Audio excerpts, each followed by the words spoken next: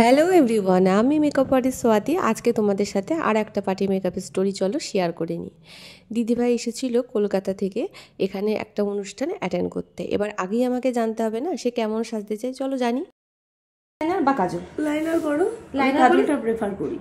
কাজলটা তাহলে দেবো, লাইনারটা স্কিপ করে যায়, শ্যাডো দিয়ে তাহলে একটু স্মাজিং এর উপরে রাখি। হ্যাঁ ঠিক আছে।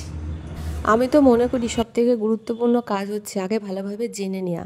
কারণ যে সাজে সে যদি সেজে সেটাকে কনফিডেন্স ফিল না করে তাহলে কিন্তু বিশাল মুশকিল।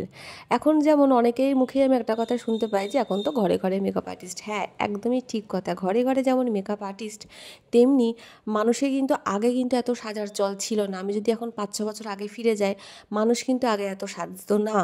এখন মানুষের যে হারে কোনো অকেশানে সাজে, তার মানে কি কম্পিটিশানটা দু তরফ থেকে আসে। যখন মানুষে ধরো সেজে যখন একটা জায়গায় যায় তখন তো সবাই জিজ্ঞাসা করে না যে তুমি কার কাছে সেজেছো, কেউ বলে তুমি কার কাছে সেজেছো। তো কাজের জায়গা থেকে সমস্ত আর্টিস্টরা চেষ্টা করে কিন্তু তাদের বেস্টটা দেওয়ার। তো যে সাজে সে যদি সেজে একবার কনফিডেন্স যদি ফিল না করে তাহলে তো বিশাল মুশকিল, বুঝতেই পারছো। তো সেক্ষেত্রে আমি সবসময় মনে করি যে সাজটা সবসময় বয়স অনুযায়ী হওয়া উচিত। যেমন ধরো একটা অল্প বয়সী মেয়ে যদি সাজে তার সাজের ধরনটা নিশ্চয়ই আলাদা হবে, বা একটা মাঝবয়সী মহিলা সাজলে তার সাজের ধরনটা আলাদা হবে।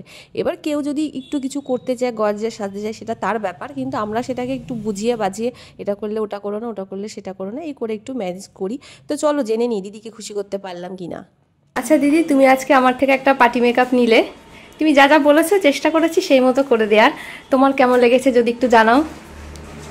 আমি স্যাটিসফাইড। স্যাটিসফাইড? আচ্ছা। এই স্যাটিসফাইড কথাটা শোনার পরে আমার মনে হয় ঠিক আছে, চলো কাজটা আমার সার্থক। তোমাদের কেমন লাগলো ভিডিওটা জানিও প্লিজ।